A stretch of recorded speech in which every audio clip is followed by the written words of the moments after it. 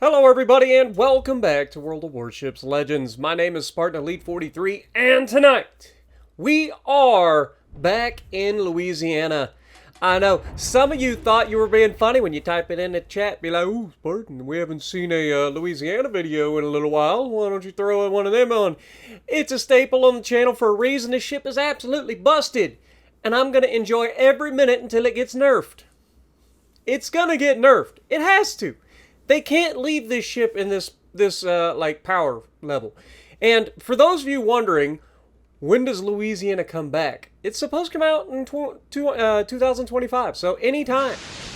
I want to say that they said summer of 2025, but I don't remember that as a fact. So I'm just going to say some point during 2025. This is supposed to be a free bureau project, meaning that anybody will be able to research it, which is why I said when it first came out that there's no reason for you to pick up this ship right away and spend a bunch of money on it, because it's going to be free. They said it was going to be free. That's what they said. We'll see if that pans out. But what makes this ship so strong? It's essentially a slightly weaker Montana. It's got less guns than the Montana. It's got a bigger citadel than the Montana. But it also has stupid planes. Stupid planes. Enemy force detected. These planes are absurd. And that is the problem. Like, it isn't that this thing has planes, because we have other ships that have planes, but these planes are absurd. You drop up to 6 torpedoes on enemies in one drop. And you get that drop every, 2 minutes? Something like that. Now, sure, with the build that I'm going, which, by the way, is Takahashi Hoshino, I think is her name. Anyway, Hoshino. I showed the build before the match started, so you guys know what I'm talking about. Anyway, with the Hoshino build, you get extra heals. Okay? But your planes are going to be limited in their range. Now, if you use the battle carrier guy, I want to say it's Reeves. Is it Reeves? I think it's Reeves. Use him, you can get the range on these things out to like 15 or 16 kilometers, but that's not necessary. And while these torpedo bombers are incredibly powerful, I just don't think it's necessary. I would much rather buff my heals and my reload on my guns, because these guns are accurate enough. I say this a lot. A lot of people don't understand what I mean by accurate enough. These guns are accurate enough, okay, as we're going to demonstrate in this match. And then, of course, we're going to set ourselves up. We see that this Montana is going to push out possibly to the right, so we go ahead and drop those torpedoes in there as we put those out to the right. And hopefully we catch him off guard.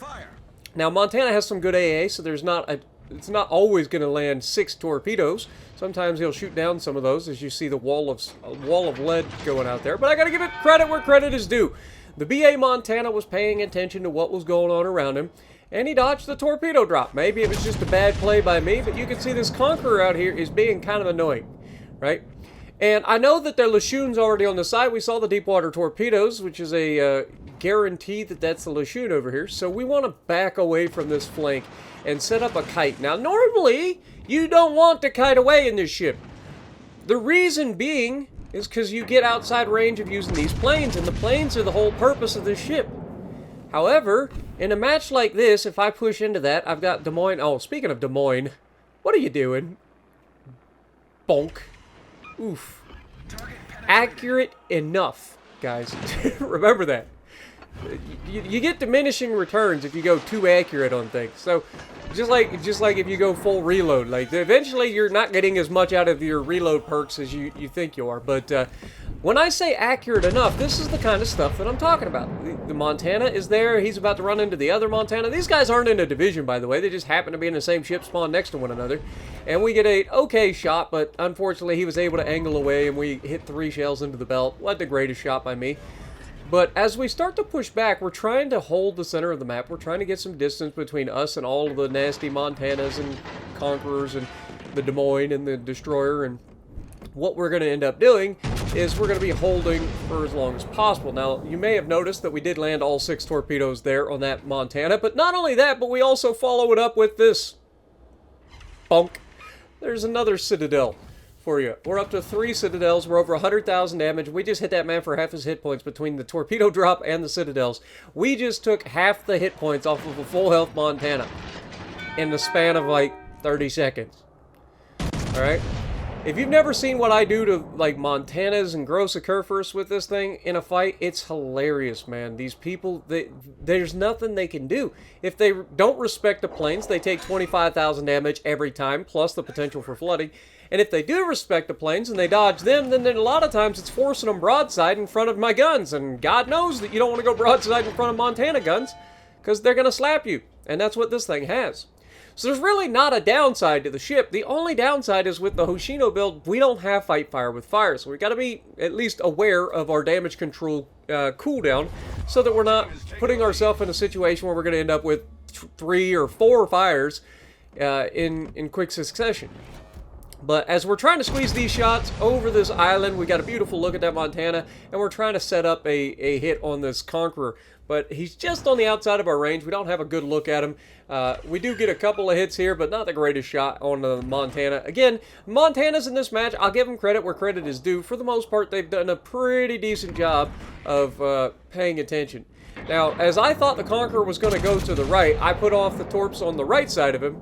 And the Conqueror actually turns back towards them, which is good for them, bad for me, because that means I'm going to miss all but 1 or 2 of these torpedoes. But we do catch him with a couple, and unfortunately we don't get the flood. But you can see this guy actually starts loading, I thought it was AP. Maybe it was HE, I don't know. But either way, now they are over-angled because they had to try to get skinny to the torps. We're going to go ahead and try to slap that superstructure, and we're going to chunk them again. And now they're in a pickle, because now not only are they trying to bow tank me and deal with me, but they're also caught in a crossfire between every like DPM ship on my team. And so watch what happens next, folks. As we get this shot over the island, again, not likely to do a ton of damage here. We know we're going to beach ourselves, so we're hoping that we're not spotted, and we're not. But we do a nice chunk to the Conqueror. The Conqueror has about 20k health left. What did we just say about hitting all the torpedoes on a ship? It's about 25,000 damage. Yeah, this Conqueror is going to demonstrate why that's an important little caveat, little important piece of information to have. Now, as you can see, they are officially down below about 20,000 hit points. I'm going to take a shot at this BA Montana out here. We're still not spotted because we got the island cover, and this Conqueror is just dead in the water. They're beached, they're trying to avoid getting shot at, and because of that, they are the primary target as our planes come out of the ether, getting spawned in, ready to murder. And, unfortunately for Conqueror, that defensive AA isn't going to help you. It's just not. We still hit him with 5 torpedoes and got him out of there. Now, paying attention to what's going on the map, you'll notice that the Des Moines is starting to move into the Alpha Cap, and that guy that was on that right flank has decided to back off. Turns out that is Gross Kerfers, who also set himself up in a kiting position, which ended up being the absolute right play for this map, which we demonstrated. Like we've talked about this multiple times at this point during the last couple of weeks.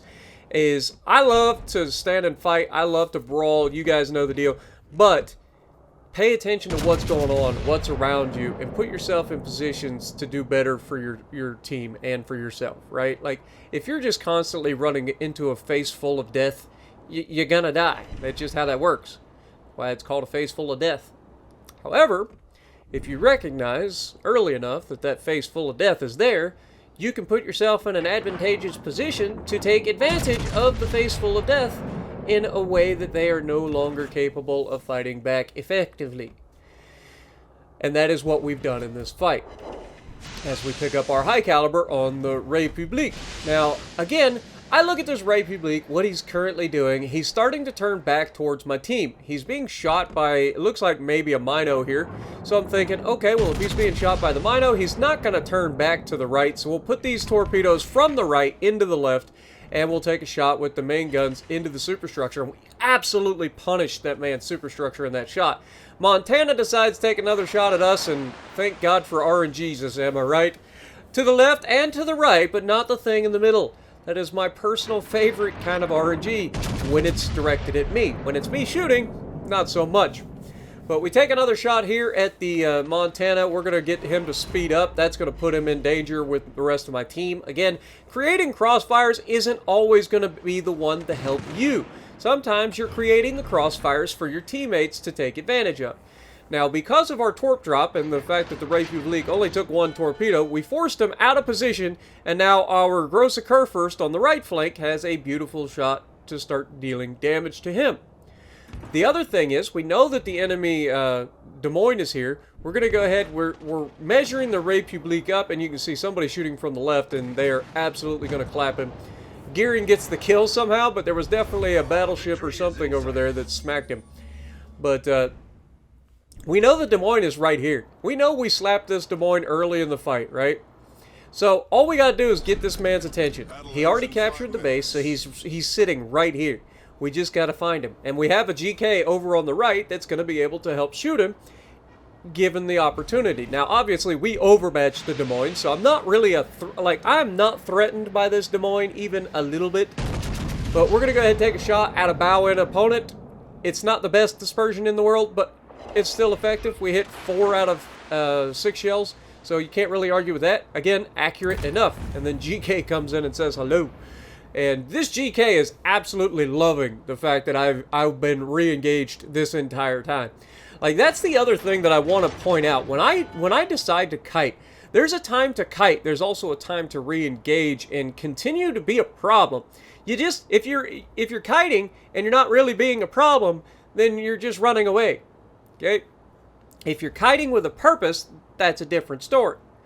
And we always say things like, don't chase kites. There's a reason for that, because it ends badly. Generally speaking, the kiting ship has the advantage, especially in a one-on-one. So we always say, don't chase kites, because it ends badly, right? So in this instance, we're going to start going into the A-cap. We're going to start making our way across the map, hoping to capture the base before getting into a fight with the last Montana. You can see I'm asking for somebody to spot the target, and it ends up the gearing does get him spotted, and we've got an absolutely beautiful angle to take advantage of this man. But you can see he's already in a turn. He is already trying to run for the border. But again, you look at this man's positioning on the map, he had no other choice. Like, he's got nothing. He's surrounded on all sides, so he's going to fire his guns, he's going to run away, he's going to try to be annoying for the rest of the game, and it's my job to get rid of him. As the last remaining target, we have to get rid of him. Now, he's up against the border here, so we're going to use that to our advantage. He just came from a a full left turn, or port turn, so we know that we've got the torpedoes set up to catch him, and you can see this man is already turning back the other direction. He's not dumb, but it doesn't matter because I'm still going to land torpedoes on you. And they hurt. 4,000 damage apiece. And not only that, but now that he's going back towards the wall, he has to turn back, right? So now we've got a broadside to look at. We get the shot out before he goes dark.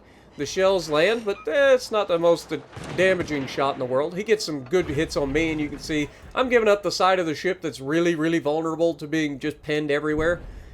But again, we got the torpedoes out there early, forcing this man to the border. We are effectively trapping him, right? Like, he can dodge, but it's gonna slow him down. It's gonna make him an easier target, and eventually he's gonna be a sitting duck. If he stays on the border, I mean, it's a freaking 1,000-foot-long ship that's on the border. And you can see he actually scores a citadel there, which was absurd. Also, pretty sure that man is running New Jersey build on in Montana, because he just did 23,000 damage with a citadel, which was a bit absurd. But we're going to go ahead and punch him back in the face just to make sure that he knows who's what. And in a little temper moment for the Louisiana, you citadel me, I don't even get a citadel, I send you to the shadow realm. But 249,000 damage, top of the leaderboard, 3,150 base XP with only 2 kills. I'll keep saying it. If they ain't going to nerf it, I'm going to enjoy it. But I hope you guys are ready for when this thing releases later this year. These things are going to be everywhere. So if you like what I'm doing, punch the like button, leave a comment below, subscribe to the channel if you haven't already, and as always, I will see you in the next video.